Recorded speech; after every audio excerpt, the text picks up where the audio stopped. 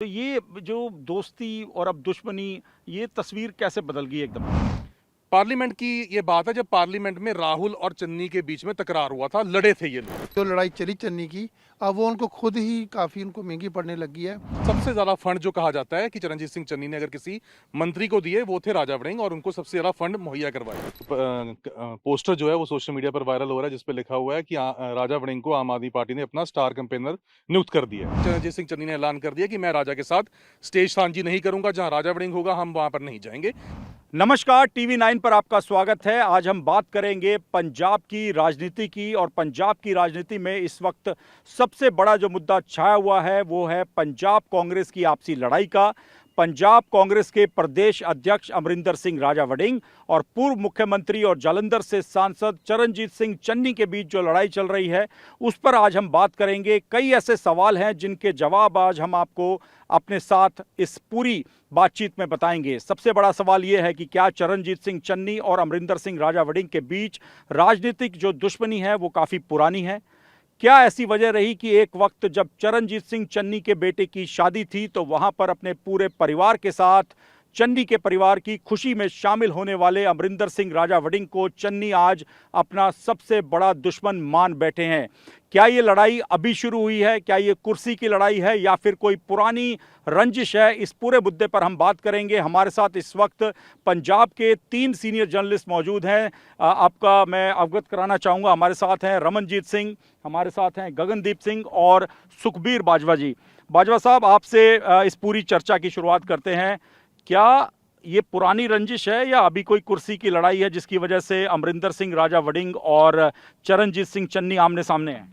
रंजिश तो पुरानी नहीं है, लेकिन ये एक टकसाली कांग्रेसी और एक गैर टकसाली कांग्रेसी की लड़ाई है। ये देखा जाए, क्योंकि 111 दिन का मुख्यमंत्री जब बने थे तब तो ये कुछ किसी ने विरोध नहीं किया था। हाईकमान ने उनको प्लेट में रख के चीफ मिनिस्ट्री दी थी, हुआ था। तब ये उनकी वजारत में शामिल हुए थे। तब ये ट्रांसपोर्ट मिनिस्टर थे, अमरिंदर सिंह राजा वड़िंग थे। लेकिन धीरे धीरे समय आया, अब वो बात ये चली कि जैसे वो अध्यक्ष थे और मुख्यमंत्री के उम्मीदवार को लेकर लड़ाई चल पड़ी, इंटरनल चल पड़ी आके। प्रताप सिंह बाजवा, सुखजिंदर सिंह रंधावा और अमरिंदर सिंह राजा वड़िंग और खुद चरण सिंह चन्नी जो हैं, अब हालात ऐसे बने कि अब देखने वाली बात यह है कि भी चन्नी का जितना कि पॉलिटिकली देखा जा रहा है वो ज़्यादा अंदर थे। ऑपोर्चुनिस्ट जैसे लोग खुद कह रहे हैं कि वो ज़्यादा हमेशा रहते हैं कि भी कुर्सी पाने के लिए पहले भी दौड़ में आगे लगे लेने के लिए किया था। लेकिन अब वो ज़्यादा ही उन्होंने अपने आप को इतना ग्रुप मजबूत करने की कोशिश की और जब से आगे थे सबसे पीछे आ गए। ये आम चर्चा भी है, चल भी रहा है कि एक चौराहे से सरकार वापस आई है। सरकार बनते बनते यहाँ रुक गई, आगे नहीं बढ़ी। ओपोजिशन के बाकी जो दल वो भी मानती हैं, खुद सरकार आम आदमी पार्टी खुद भी मानती है कि ये वाकई उनके लिए चुनौती था, जो आजकल उनके लिए वो ज़्यादा इंटरनल लड़ाई की वजह से उनका ग्राफ नीचे गिरा है। तो ये क्या दोस्ती थी पहले जो अब दुश्मनी में बदलती जा रही है? कुर्सी की लड़ाई है। जैसे आपने कहा कि अमरिंदर सिंह राजा वड़िंग जब चरणजीत सिंह चन्नी मुख्यमंत्री थे तो उनकी कैबिनेट में मंत्री वड़िंग रहे और वड़िंग को लाने वाले भी चन्नी थे अपनी कैबिनेट में, क्योंकि कैप्टन अमरिंदर सिंह जब सीएम थे तब वड़िंग एक नेता के तौर पर तो पार्टी में थे लेकिन उनको कैबिनेट में जगह नहीं दी गई। तो आपको लगता है कि ये दुश्मनी कोई पुरानी नहीं है, ये अभी हाल फिलहाल में ही पैदा हो गई है? उनकी जो कैरियर था वड़िंग का, वो बेसिकली यूथ कांग्रेस से शुरू हुआ था और आगे एमएलएशिप ऐसे उन्होंने मंत्री तक किया। ये तो काउंसलर थे पहले, ये चरणजीत चन्नी थे, उसमें इन्होंने दल बदले, अकाली दल में अलग अलग दल पे रहे, वहाँ फिर दूसरे दल में रहे, फिर अब ये कांग्रेस में आए कि स्टेबिलिटी इनकी जगह कांग्रेस में हुई जाके। लेकिन ये इनका विवाद कोई पुराना, कोई ज़मीनी स्तर पर कोई लड़ाई नहीं थी। आके जब अमरिंदर सिंह राजा वड़िंग पर सीरियस एलिगेशन लगा, बसों की बॉडी को लेके करप्शन के चार्जेस लगे, जब आरोप लगे, जब ओपोजिशन आरोप लगाए और कहते विजिलेंस की इंक्वायरी चल रही है, क्या होगा कि अभी तक वैसे उसका कुछ अभी तक सत्तारूढ़ सरकार अभी तक उस पर कोई अभी तक क्लियर नहीं कर पाई, तब चन्नी कुछ नहीं बोले।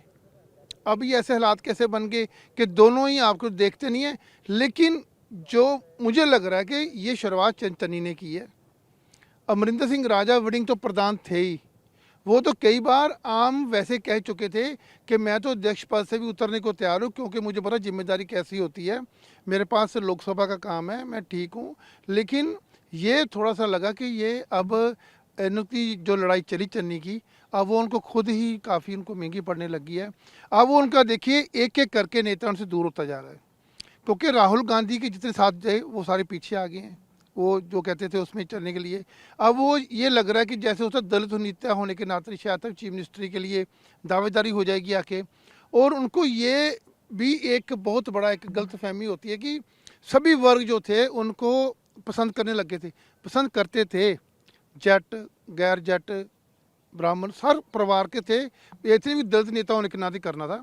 लेकिन उन्होंने वो उनको मुझे लग रहा कि उन्होंने थोड़ी सी जल्दबाजी कर दी, और जल्दबाजी के चक्कर में उन्होंने को ये हो गया कि उसने ऐसे नेता से पंगा लिया कि पहले मामले के जो पंजाब मामलों के प्रभारी थे बघेल के बारे में इनडायरेक्ट में बोले, फिर वो अवरिंग का फ्रंट खोला। अब खोलते खोलते मुझे नहीं लग रहा कि अब उनकी ज़्यादा वापसी हो पाएगी। हाई कमान जो है वो नाराज भी है, और बुलूं से हताश और नाराज दोनों चल रहे हैं उनसे आगे।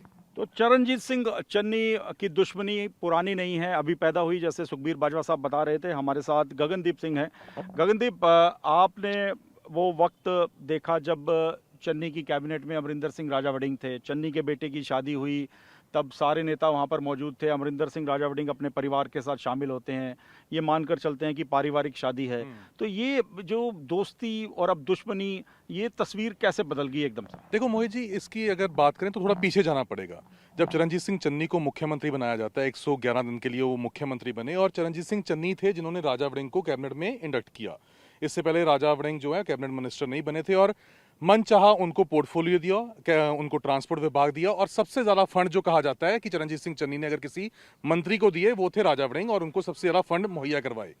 उसके बाद सरकार खत्म हो जाती है, टूट जाती है, कह लो कि आम आदमी पार्टी की सरकार आ गई और चरणजीत सिंह चन्नी विदेश चले गए। राजा वड़िंग और चरणजीत सिंह चन्नी में आपस में दूरियां बढ़ने का सबसे पहला कारण था भारत जोड़ो यात्रा, जब राहुल गांधी पंजाब में आते हैं। पार्टी के सोर्स या चन्नी के करीबी बताते हैं कि राजा वड़िंग जब चन्नी वापस आए तो थोड़े अनकंफर्टेबल हो गए थे, क्योंकि उनके पोस्टर्स जो थे वो गायब हो गए थे। पंजाब में भारत जोड़ो यात्रा जब हुई तो चरणजीत सिंह चन्नी के पोस्टर नहीं थे, क्योंकि बहुते लोगों ने ये बोला कि चन्नी जब जरूरत थी पार्टी को तब तो विदेश भाग गए।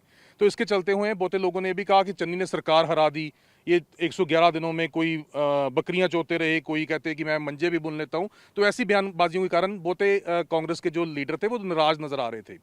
तो पोस्टर्स से चन्नी की तस्वीरें गायब थी, और ये भी सुनने में आया कि राजा वड़िंग के ग्रुप ने चन्नी को धक्के भी मरवाए कि वो सर्कल में उस जो भारत जोड़ो यात्रा में अंदर राहुल के साथ ना जा सके।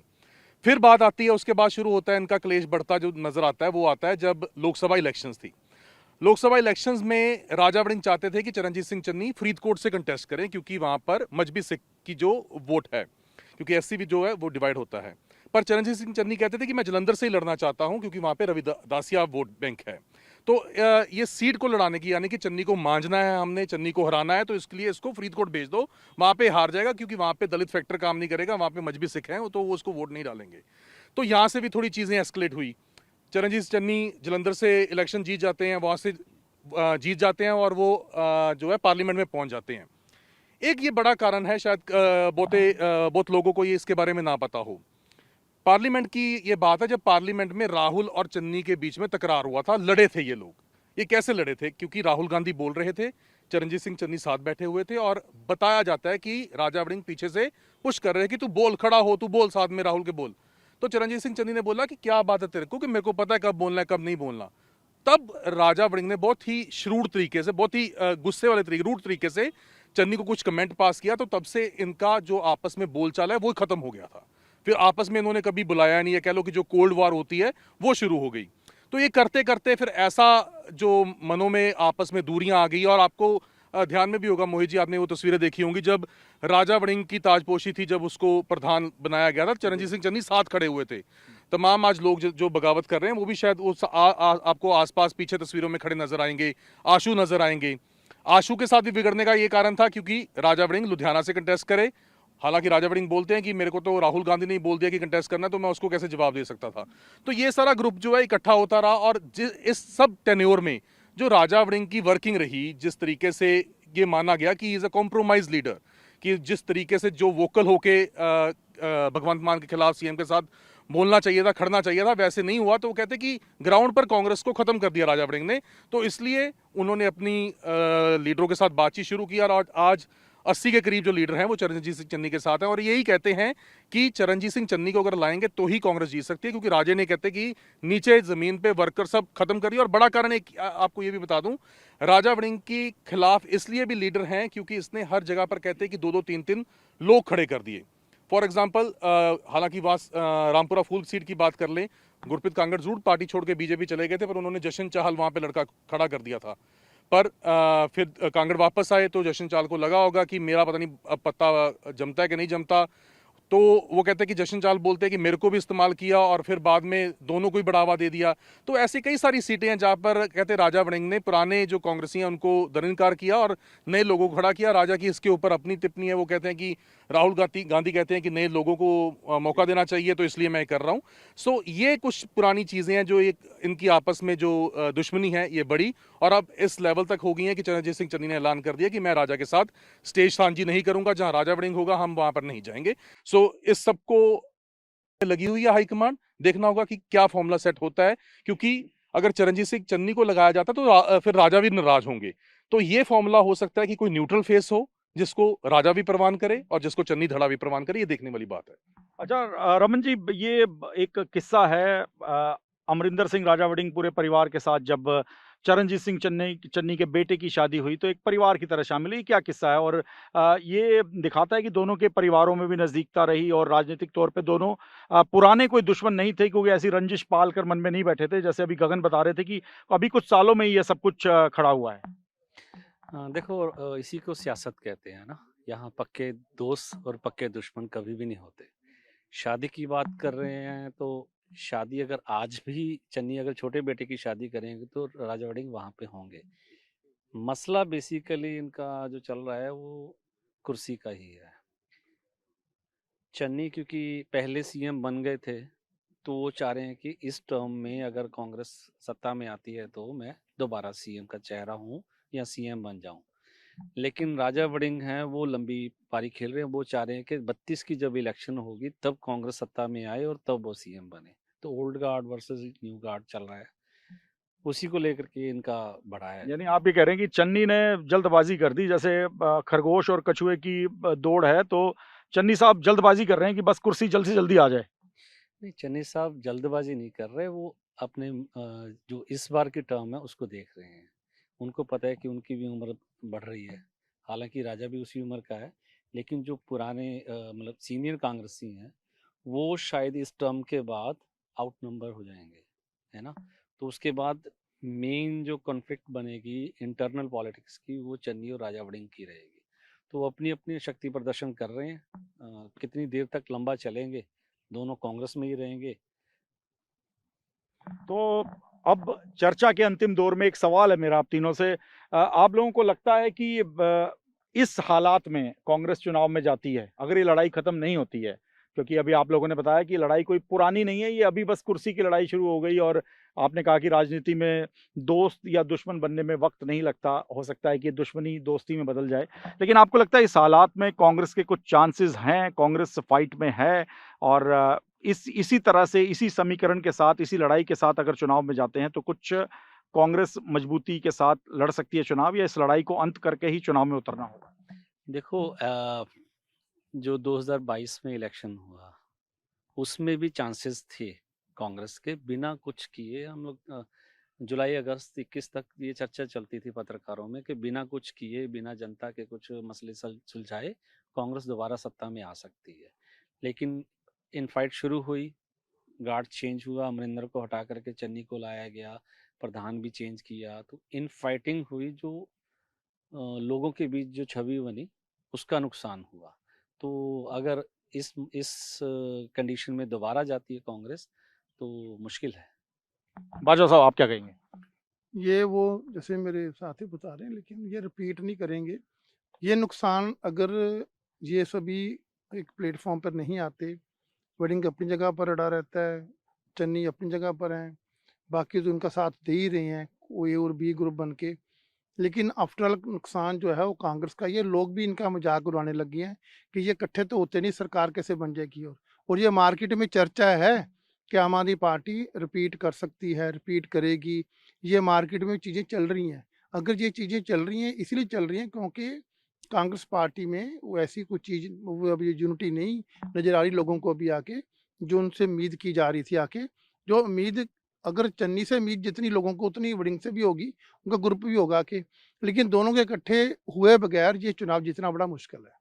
गगन, ये लड़ाई आमतौर पे तब होती है जब आप सरकार बनाने की स्थिति में आ गए, तब होता है कि सीएम मैं बनूंगा, सीएम कुछ विधायक कहते हैं कि हमारे नेता को सीएम बनाया जाए, लेकिन ये लड़ाई अभी शुरू हो गई। आपको लगता है इस लड़ाई के साथ आने वाले विधानसभा चुनाव से पहले अगर कांग्रेस आलाकमान ने, राहुल गांधी ने इस लड़ाई को सॉर्ट आउट नहीं किया तो नुकसान कांग्रेस का तय है? आपको लग रहा है ऐसा? 100% मोहित जी, जैसे बाजवा साहब ने बोला कि लोग मजाक उड़ाने लग गए हैं और ये बिल्कुल सच्चाई भी है।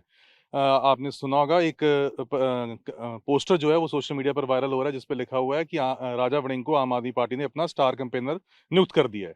तो इसका मतलब क्या सोचो आप कि वो तो खुश हो रहे हैं कि ऐसा प्रधान हो जो कांग्रेस के में रहे और उसके में कांग्रेस की आपस में उसमें डिवाइड हो और हम फेवरेबल पोजीशन में आ जाएंगे। देखिए कि इस वक्त आम आदमी पार्टी को जिस तरीके से टारगेट करना चाहिए था, जिन इश्यूज के ऊपर टारगेट करना चाहिए था, वो कौन कर रहा है? कोई भी नहीं कर रहा।